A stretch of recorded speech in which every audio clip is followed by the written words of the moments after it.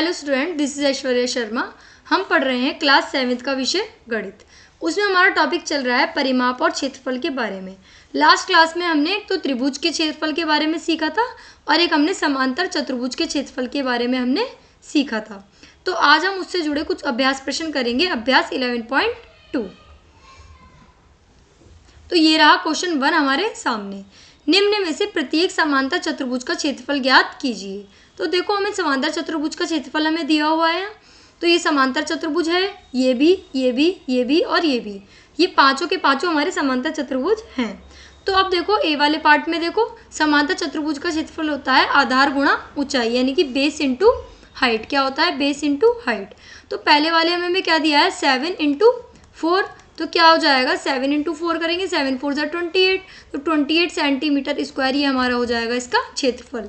ये हो गया फर्स्ट पार्ट। सेकंड पार्ट देखो, सेकंड पार्ट में भी वो ये बेस इंटू हाइट। तो बेस हमें क्या दिया हुआ है? बेस हमें दिया हुआ है 5 सेंटीमीटर और ये हमें दिया हुआ है 3 सेंटीमीटर। तो जब आप 5 की 3 में मल्टीप्लाई करोगे तो 15 सेंटीमीटर स्क्वायर ये हो जाएगा इसका क्षेत्रफल। तो हमारा ये आ गया 28 सेंटीमीटर, एक आ गया 15 सेंटीमीटर स्क्वायर। अब थर्ड वाला देखो, थर्ड वाले में क्या है? Base into height. तो बेस क्या है हमारा? 2.5 सेंटीमीटर और हाइट क्या है? 3.5 सेंटीमीटर। तो इसकी मल्टीप्लाई मैं आपको करके दिखा देती हूँ कि कभी आपको ये टफ ना लगे। तो देखो, ये आ गया है। अब देखो, 25 5 से कितने होते हैं? 25 5 से होते हैं 125। 125 का 5 आ गया, कैरी आ गया 12। अब 25 3 से कितने होते हैं? 25 3 से होते हैं 75। 75 में जब आप 12 प्लस करोगे तो आपका आएगा 87। ठीक है। अब देखो, पॉइंट के बाद यहाँ एक डिजिट है, यहाँ भी पॉइंट के बाद एक डिजिट है। तो यानी कि पॉइंट के बाद कुल मिलाकर हो गए 2 डिजिट। तो हम 2 डिजिट पहले क्या लगा देंगे? पॉइंट। तो ये हो जाएगा 8.75। क्या हो जाएगा? 8.75 सेंटीमीटर स्क्वायर। अब यहाँ देखो, ये क्या है? Base into height. तो ये भी 2.5 की मल्टीप्लाई 4.8 में करेंगे। जब 4.8 में 5 की मल्टीप्लाई करोगे तो आपका आएगा 24 सेंटीमीटर स्क्वायर। अब ये दे रखा है, इसमें बेस है 2। अब ध्यान रखना, इसमें बेस 2 है और हाइट है 4.4। तो अब ये हो जाएगा 8.8 सेंटीमीटर स्क्वायर। क्या हो जाएगा? 8.8 सेंटीमीटर स्क्वायर। तो ये हो गया हमारा क्वेश्चन नंबर 1। अब हम बात करेंगे क्वेश्चन नंबर 2 की। निम्न में से प्रत्येक त्रिभुज का क्षेत्रफल ज्ञात कीजिए। तो क्या होगा? त्रिभुज, अभी त्रिभुज दे रखा है। त्रिभुज का क्षेत्रफल हमने क्या सीखा था कि कोई भी आयत है, त्रिभुज का क्षेत्रफल उसका क्या होता है? हाफ। तो आयत का क्षेत्रफल होता है लेंथ इंटू ब्रेथ, पर लेंथ की जगह हम यहाँ यूज़ कर लेते हैं बेस इंटू हाइट और उसका क्या हो जाएगा? हाफ, यानी कि 1/2। तो त्रिभुज का क्षेत्रफल होता है 1/2 आधार गुणा ऊंचाई। ठीक है। तो यहाँ आधार हमें दिया है 4 सेंटीमीटर और ऊंचाई हमें दी हुई है 3 सेंटीमीटर। ये रहा ना। तो त्रिभुज का क्षेत्रफल हो जाएगा 1/2 गुणा 4 गुणा 3। 2 एकम 2, 2 दूनी 4, यानी कि 2 2 ज़ा 4। अब 2 3 ज़ा 6 सेंटीमीटर स्क्वायर ये हमारा हो जाएगा त्रिभुज का क्षेत्रफल। अब ऐसे ही हम देखेंगे इसका बी पार्ट। बी पार्ट में हमारा दे रखा है आधार क्या है? आधार है 5 और ऊंचाई क्या है? 3.2 और ये क्या हो जाएगा? 1/2। जब 2 से आप इसे काटोगे तो 1.6 आएगा। अब 1.6 की 5 में मल्टीप्लाई करोगे तो आपका आएगा 8 सेंटीमीटर स्क्वायर। तो क्या हो जाएगा? 8 सेंटीमीटर स्क्वायर। अब देखो थर्ड पार्ट। थर्ड पार्ट में 1/2। बेस क्या है हमारा? बेस है 3। हाइट क्या है हमारी? 4। तो 2 1 ज़ा 2, 2 2 ज़ा 4, 3 2 ज़ा क्या हो जाएगा? 6 सेंटीमीटर स्क्वायर। अब यहाँ देखो 6 सेंटीमीटर स्क्वायर हो गया। अब यहाँ देखो, यहाँ आधार क्या है? आधार क्या है? 3 और हाइट ऊंचाई क्या है? 2। तो ये हो जाएगा 1/2। बेस क्या है? 3। हाइट क्या है? 2। तो 2 से 2 गया तो ये हो जाएगा हमारा 3 सेंटीमीटर स्क्वायर। ठीक है ना। तो इन सब के हमारे क्या आ गए हैं? इन सब के हमारे क्षेत्रफल आ गए हैं। पहले वाले का क्या आया था? 6, दूसरे वाले का क्या आया था? 8 और तीसरे वाले का आया था 6 और किसका आया था? इसका आया था 3। पर इसमें आपको ये ध्यान रखना है कि आपको सेंटीमीटर स्क्वायर लगाना नहीं भूलना है। अगर आपने सेंटीमीटर स्क्वायर लगाना भी आप भूल जाओगे तो आपके यहाँ पर भी मार्क्स कट सकते हैं। कट सकते क्या है? कटेंगे ही। अब देखिए थर्ड क्वेश्चन, रिक्त स्थान का मान ज्ञात कीजिए। अब ये रिक्त स्थान कुछ हमें दे रखे हैं। ये आधार है, ये ऊंचाई है, समांतर चतुर्भुज का क्षेत्रफल है। हम समांतर चतुर्भुज यहाँ पर एक ड्रॉ कर लेते हैं। ये हमने समांतर चतुर्भुज ड्रॉ करा। ठीक है। अब इसमें आधार हमें दिया हुआ है, ये दिया हुआ है 20 और इसका क्षेत्रफल दिया है 246। तो देखो अब यहाँ करेंगे, हम जानते हैं कि समांतर चतुर्भुज का क्षेत्रफल जो होगा वो होगा आधार गुणा ऊंचाई। क्या हो जाएगा? आधार गुणा ऊंचाई। तो अब देखो यहाँ आधार क्या है? 20 सेंटीमीटर। ऊंचाई हमें नहीं पता, क्षेत्रफल हमें दिया हुआ है, तो हम लिखेंगे समांतर चतुर्भुज का क्षेत्रफल होगा आधार गुणा ऊंचाई। यानी कि क्षेत्रफल क्या है? 246, और वैसे क्या होता है? Base into height. तो 246 के नीचे 246, बेस के नीचे लिखेंगे 20, हाइट के नीचे हाइट, तो 246 तो यही है। अब ये क्या है? 20 मल्टीप्लाई में, तो 20 कहाँ आ जाएगा? डिवाइड में। अब जब आप इसको इससे क्या करेंगे? काटेंगे। तो पहले इसको इससे काटो, 20 1 जा 20, कितने बचे? 4 और 6 46, तो 22 जा कितने होंगे? 40 और फिर कितने बचेंगे? 6, तो पॉइंट लगा के एक जीरो लेंगे तो ये आ जाएगा 3, तो 12.3 सेंटीमीटर ये इसका क्या हो जाएगा? इसकी हो जाएगी ऊंचाई। अब देखो हमसे क्या पूछा है? अब हमसे पूछा है नेक्स्ट वाले पार्ट में 15 सेंटीमीटर ऊंचाई है और क्षेत्रफल कितना है? 154.5 सेंटीमीटर। तो देखो यहाँ ऊंचाई क्या है? 15, क्षेत्रफल इतना है, तो समांतर चतुर्भुज का क्षेत्रफल क्या हो जाएगा? आधार गुणा ऊंचाई। क्या हो जाएगा? आधार गुणा ऊंचाई। तो क्षेत्रफल क्या है? 154.5 सेंटीमीटर। आधार क्या है? आधार की जगह आधार, और ऊंचाई की जगह क्या आ जाएगा? ऊंचाई की जगह हमारा आ जाएगा 15। तो 154.5 को किससे डिवाइड करेंगे? 15 से। जब आप 154.5 को 15 से डिवाइड आप करेंगे तो आपका आंसर आएगा 10.3 सेंटीमीटर। ठीक है ना? तो अब हम इसके देखते हैं बाकी बचे हुए पार्ट, सी एंड डी। सी में हमें ऊंचाई दी हुई है और क्षेत्रफल दिया हुआ है, हमें ज्ञात करना है आधार। तो समांतर चतुर्भुज का क्षेत्रफल क्या है? आधार गुणा ऊंचाई। क्षेत्रफल के नीचे हम लिखेंगे 48.72 और आधार के नीचे क्या लिखेंगे? आधार। ऊंचाई के नीचे लिखेंगे 8.4।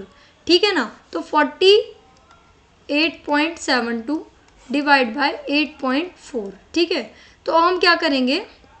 यहाँ से पॉइंट हटाओ, यहाँ पे लिखो 10, यहाँ से पॉइंट हटाओ, यहाँ लिखो 100, क्योंकि यहाँ पे पॉइंट के बाद 2 नंबर हैं। तो अब देखो एक जीरो से एक जीरो यहाँ गई।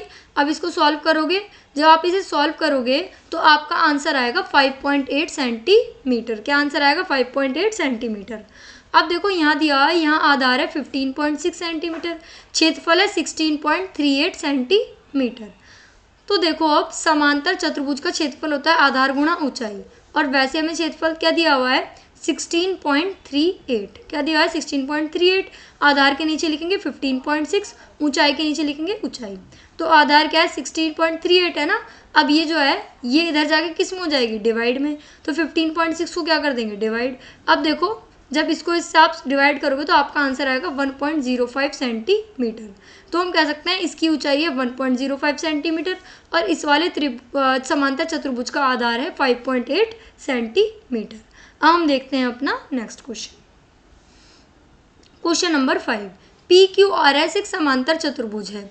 QM शीर्ष Q से SR तक की ऊंचाई। QM जो है QM वो शीर्ष Q से SR तक की ऊंचाई है, और QN जो है QN वो शीर्ष Q से PS तक की ऊंचाई है ना, PS तक की ऊंचाई। यदि SR 12 सेंटीमीटर है, SR हमें दे रखा है 12 सेंटीमीटर, और QM कितना है? QM दे रखा है 7.6 सेंटीमीटर। तो समांतर चतुर्भुज PQRS का क्षेत्रफल है, तो इसको पूरे का क्षेत्रफल बताना है, और QN बतानी है। यदि PS कितनी है? 8 है। तो क्षेत्रफल के लिए पहले वाले पार्ट में क्षेत्रफल बताना है, तो इसमें तो हम बेस और आधार यही वाला ले सकते हैं, क्योंकि इसमें हमारे पास बेस तो है पर ऊंचाई क्या है? हमारे पास नहीं है, तो इसमें हम बेस और हाइट यही वाली लेंगे। तो पहले लिखेंगे ये सब जो चीज़ें दी हुई हैं वो लिख देंगे। अब देखो समांतर चतुर्भुज का क्षेत्रफल होगा आधार गुणा ऊंचाई। आधार अगर ये वाला लोगे तो ऊंचाई भी यही वाली लेनी है, और आधार ये लेते हैं तो ऊंचाई भी ये लेनी है। तो आधार हमारा 12 है, ऊंचाई हमारी 7.6 है। जब आप 12 की मल्टीप्लाई करोगे 7.6 में तो आपका आंसर आएगा 91.2। ठीक है। अब बी पार्ट में हमसे बोला है Q1 बतानी है यदि PS 8 सेंटीमीटर है। तो समांतर चतुर्भुज का क्षेत्रफल क्या है? आधार गुणा ऊंचाई।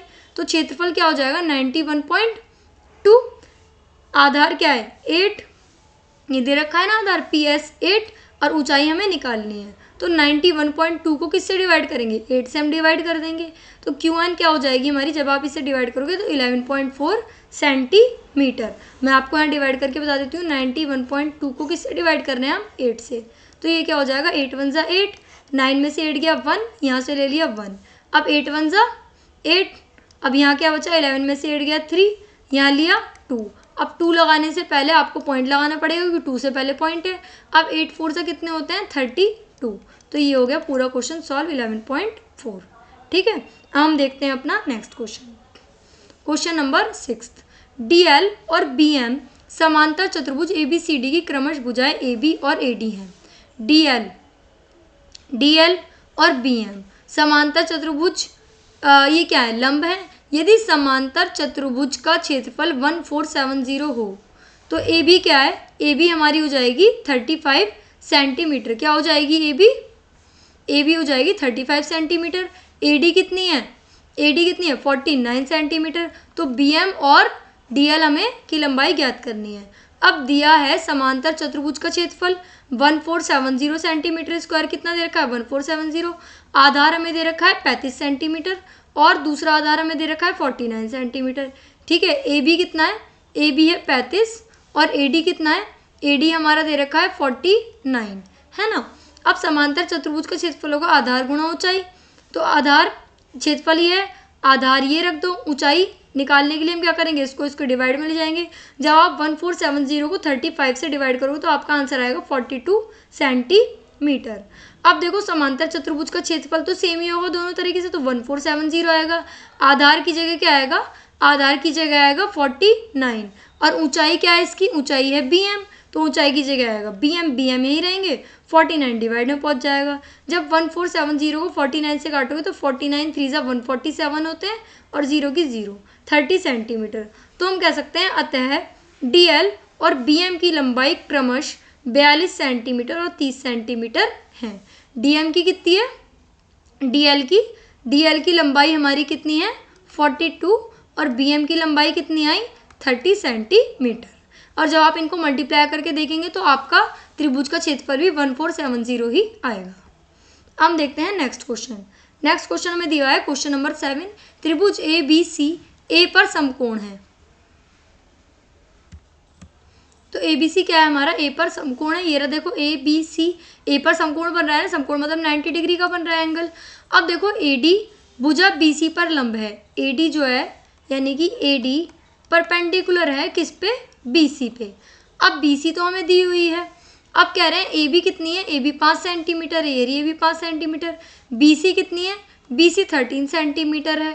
AC कितनी है, AC दे रखी है 12 सेंटीमीटर। तो ABC का क्षेत्रफल बताना है एक तो हमें, और हमें AD यानी कि इसकी क्या बतानी है, हमें लंबाई बतानी है।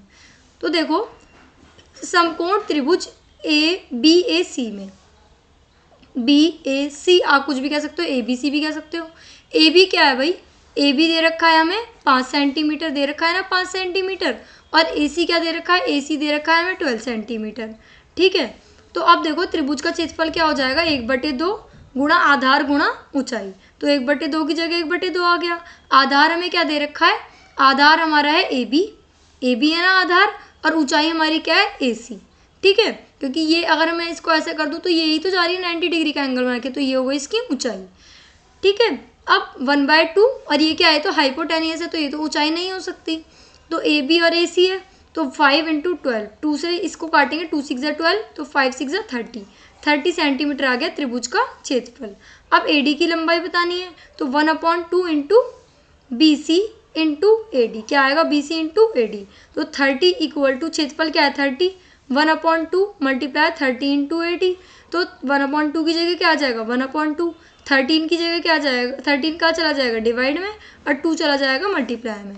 तो 30 × 2 डिवाइड बाय क्या हो जाएगा 13। तो बस अब ये तो इससे कट नहीं सकता, तो 60/13 इसका आंसर हो जाएगा। ठीक है, हम देखते हैं next question, question number 8। ABC समद्विबाहु त्रिभुज है। समद्विबाहु क्या होता है, जिसकी दो भुजाएं समान होती हैं, ये वाली और ये वाली। अब यदि AB और AC बराबर है तो ये भी 7.5 ये भी 7.5 और BC कितनी है 9 सेंटीमीटर। BC क्या है, बेस यानी कि 9 सेंटीमीटर है।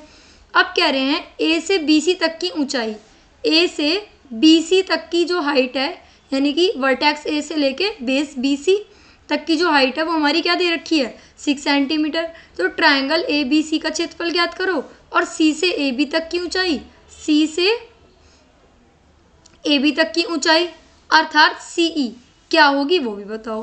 तो ट्रायंगल ABC है, AD क्या है जो दिया हुआ है पहले वो लिख दो। AD ABC में AD क्या है, AD है, AD हमें दे रखा है 6 सेंटीमीटर और BC दे रखा है 9 सेंटीमीटर। तो त्रिभुज का क्षेत्रफल हो जाएगा 1/2 गुणा आधार गुणा ऊंचाई।